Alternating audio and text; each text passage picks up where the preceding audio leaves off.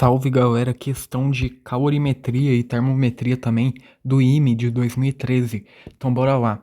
Em um experimento existem três recipientes, E1, E2 e E3, um termômetro graduado numa escala X a 10 graus X, ou seja, a gente desconhece essa escala, né?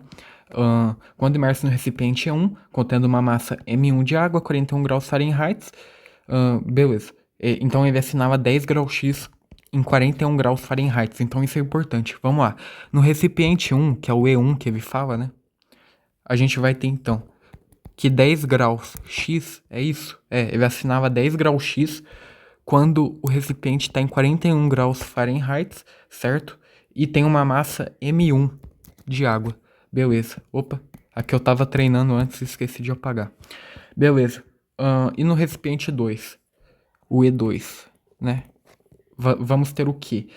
O recipiente E2 contém uma massa M2 de água a 293 kelvins e ele assinala 19 graus X. Então, vai assinalar 19 graus X quando tem 293 kelvins, beleza? Outra relação aí. E o recipiente 2 tem uma massa M2. Bora lá pro recipiente 3, né?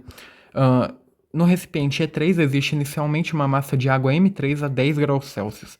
Então, no recipiente 3 vai ter o M3 a 10 graus Celsius. Ele falou a temperatura que está no E3? Não falou. As massas de água M1 e M2 dos recipientes E1 e E2 são transferidas para o recipiente E3. Ou seja, ele vai jogar a água do recipiente 1 e vai jogar a água do recipiente 2, tudo para o recipiente 3, e aí vai mudar a temperatura, né? São transferidos para o recipiente E3. No equilíbrio, a temperatura assinalada pelo termômetro é de 13 graus X. Considerando que existe somente troca de calor entre as massas de água, a razão M1 sobre M2 é beleza, então vai ter troca de calor, certo? E é por ali que a gente vai descobrir as trocas de água. E a gente sabe que o calor que um objeto vai trocar é massa vezes o calor específico do meio, que nesse caso é água, vezes a variação de temperatura, o ΔT. O que acontece? A gente sabe a variação de temperatura? Não, né? Porque beleza, a gente sabe a temperatura inicial e tudo mais, a temperatura final e tudo mais, mas a gente não sabe a temperatura em que o E3 estava, a gente não sabe a variação de temperatura dele, e a gente não sabe também a relação, né, entre o grau Celsius, entre o grau Celsius e, entre o grau Celsius e a escala X, certo? Então a gente tem que descobrir isso. Como que a gente descobre isso? É simples. Pega, primeiro, vamos transformar tudo, né, que está em Kelvin, Fahrenheit, vamos transformar em Celsius para a gente comparar a escala X com a escala Celsius, já que a temperatura do E3 já está em Celsius, né? Lembrando também, né, que a temperatura final é 13 graus X, né? Não é? É isso, 13 graus X. Tá, então vamos lá. Como que a gente compara a escala... primeiro, né, vamos transformar tudo em Fahrenheit e Kelvin para Celsius. Qual que é a fórmula de Fahrenheit, Kelvin e Celsius? TF menos o 32 sobre 9, menos o 32 sobre 9, é igual a C sobre 5, TC sobre 5, né?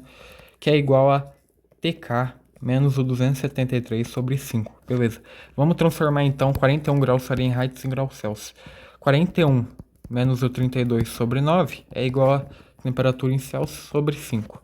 Multiplica em cruz, 9 temperatura Celsius é igual a 41 menos o 32 é 9, né?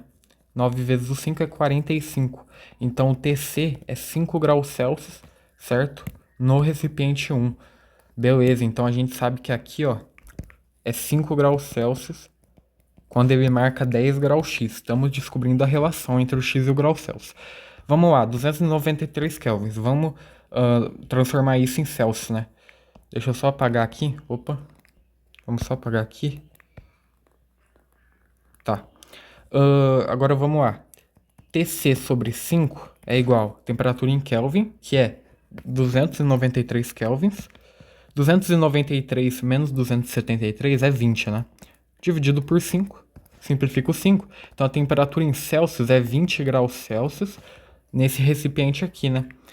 Então a gente está descobrindo também que quando marcar 19 graus X, isso é a mesma coisa que 20 graus Celsius. Agora vamos lá. E o E3, né? A gente não sabe. E a temperatura em grau X, né? O TX, digamos assim. Então vamos descobrir também fazendo uma relação entre a escala termométrica X e a graus Celsius. E como que a gente relaciona isso? Ó, deixa eu só apagar aqui na página atual. Pega a escala X e pega a escala graus Celsius, certo? Opa, deixa eu tentar fazer uma reta aqui. Não vai sair, né? Sou muito ruim, cara, pra fazer uma reta. Tá, aqui é a temperatura em graus Celsius. Vamos lá. Para comparar a escala, você tem que pegar temperaturas equivalentes, né? Então, uma temperatura vai marcar a outra, né? Então, vamos lá. Qual que é a menor temperatura na escala X aqui que a gente pode ver? É a temperatura de 10 graus X, certo? Então, coloca aqui. 10 graus X, a gente quer a temperatura em X, né? A fórmula para temperatura em X. E qual que é a maior temperatura em X? 19 graus X, certo? Então aqui, ó, vai ser 19 graus X. Beleza, agora a gente quer comparar com a temperatura em Celsius. Qual que é a menor temperatura em Celsius? Vai ser 5 graus Celsius, né? 5 graus Celsius. Qual que é a maior temperatura em Celsius? 20 graus Celsius, né? 20 graus Celsius, certo? Então vamos lá, agora é só comparar. Como é que a gente compara mesmo? Como é que a gente monta uma fórmula? É só você lembrar da escala Celsius, né?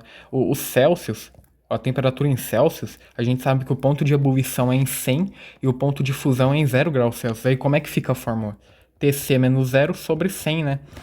A mesma coisa que o Fahrenheit e Kelvin, né? É sempre menos a temperatura inicial, a temperatura mais baixa, dividido pela temperatura mais alta menos a temperatura mais baixa. Então vamos fazer essa lógica aqui na escala X e graus Celsius.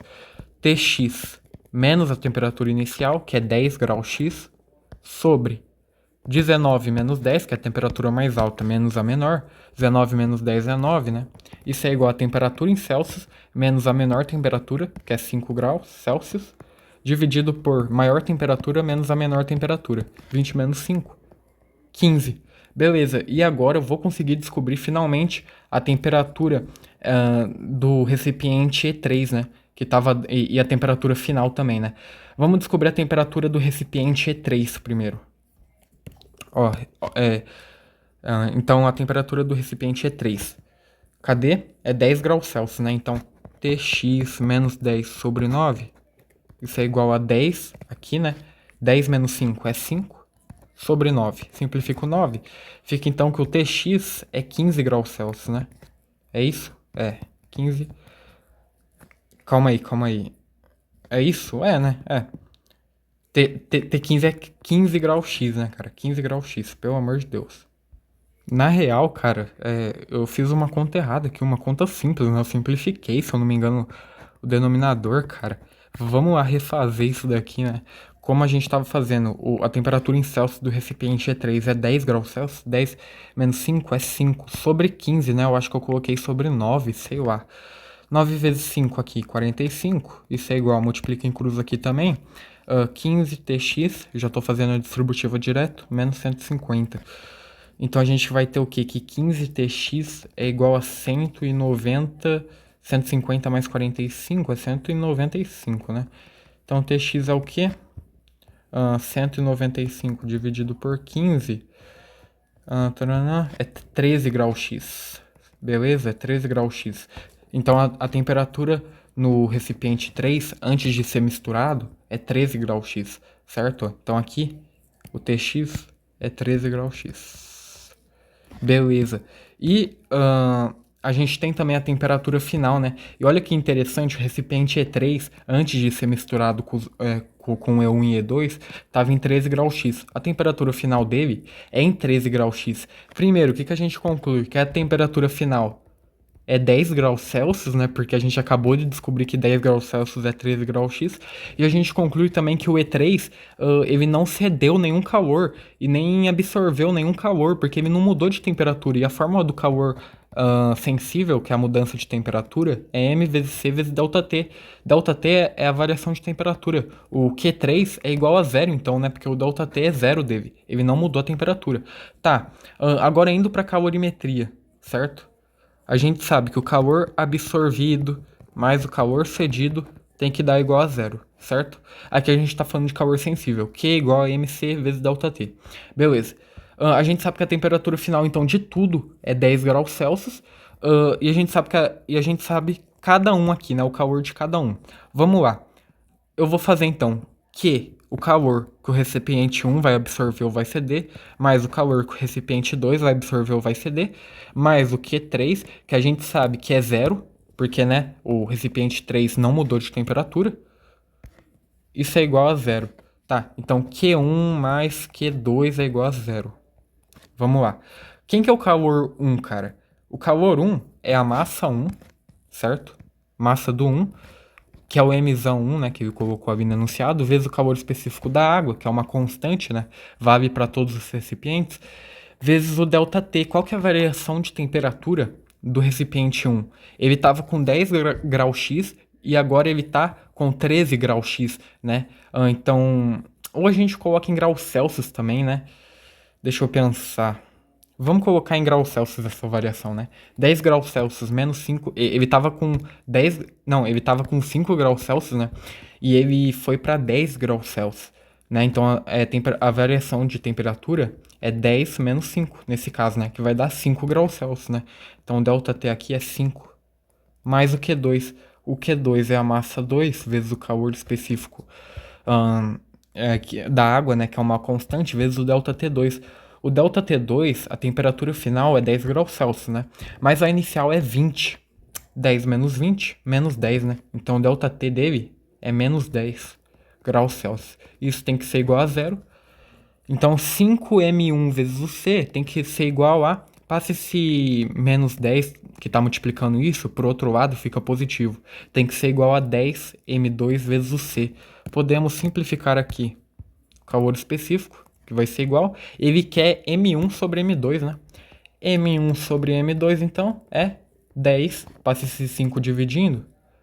Sobre 5. 10 sobre 5, mesma coisa que 2, beleza?